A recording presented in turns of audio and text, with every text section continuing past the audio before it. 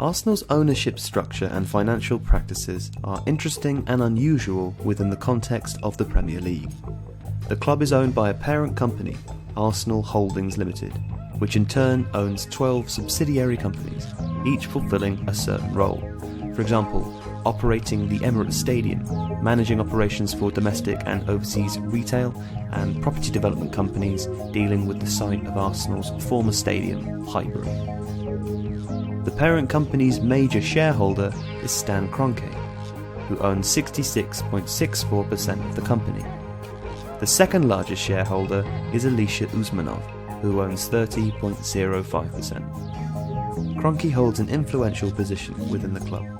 Both he and his son are members of Arsenal's board of directors, of which there are 6 in total. Usmanov is not a director, nor does he have significant influence on the board. The two investors have long been at odds over the best way to operate Arsenal's finances. Kroenke institutes the practice of self-financing, spending only what the club makes, whilst Usmanov believes in what you might call the practice of prospective financing, spending speculatively in the hope of a return. Both are legitimate practices, though self-financing is less commonly practiced within the Premier League. Currently, the club are financially very healthy. Ordinarily this would be a non-issue, but due to the fact that the club continues to waver in the transfer market, supporters continue to question Kroenke's methods, and fairly so. To understand the criticism, we need to understand the reasons for Kroenke's approach. The best way to do that is by examining the history of the Emirates Stadium. In 2004, when Arsenal began financing the development of their new stadium, matchday income was the largest revenue stream for football clubs.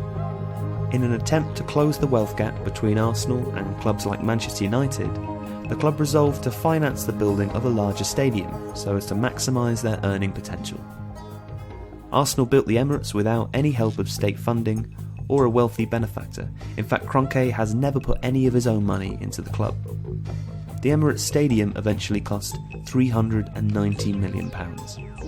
Arsenal financed this largely through a series of bank loans, some longer-term bonds, and sponsorship deals, i.e. stadium naming rights. The downside of building the stadium was that to keep paying the lenders each year, they needed the funds to do so. The way Arsenal raised these funds was through player sales. Arsene Wenger guided the club through a decade of selling their best players in order to afford the cost of their new stadium. Contrary to popular belief, Arsenal are still in debt. In 2014, the directors announced a new financial era at the club, stating that they no longer needed to sell their best players. This was not because they paid off all the stadium debt, but because certain long-term sponsorship deals ended that year, and they increased their cash reserves through a mixture of signing improved deals and increasing commercial and broadcasting revenues. At the end of May 2015, Arsenal recorded £233.9 million in debt. It sounds like a lot, but due to their continual income and their £228.2 million in cash reserves, this debt is completely manageable. However, there were 2 unpredictable events that occurred during the decade it took Arsenal to rebuild their finances. The first was the meteoric rise in income through commercial and broadcasting revenues. The Premier League's TV deals have increased exponentially in this period, as has the product's commercial value. This led to Arsenal recording higher incomes from both their commercial and their broadcasting revenue streams in 2015 than from their matchday income.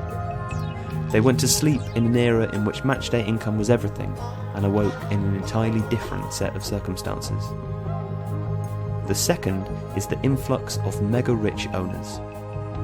Arsenal could not have predicted Roman Abramovich's takeover at Chelsea, nor the introduction and the subsequent collapse of the financial fair play rules. It could be suggested that the long-term financial plan Arsenal instituted in 2004 was designed for a wholly different climate. Having said all that, Kroenke's plan has ostensibly worked. Despite not being the largest portion of income, there's no argument that it was a worthwhile expenditure for the club to spend their money on a stadium. Due to Kroenke's sensible financial approach, there are significant cash reserves available. The money is there, but the club haven't spent it. When supporters can see the glaring weaknesses in the team, it's difficult to explain why more effort hasn't been made to reinforce the squad.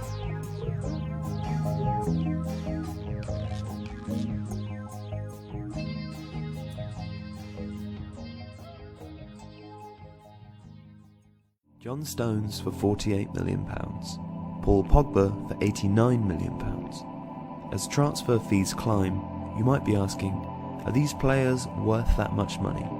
The simple answer is yes.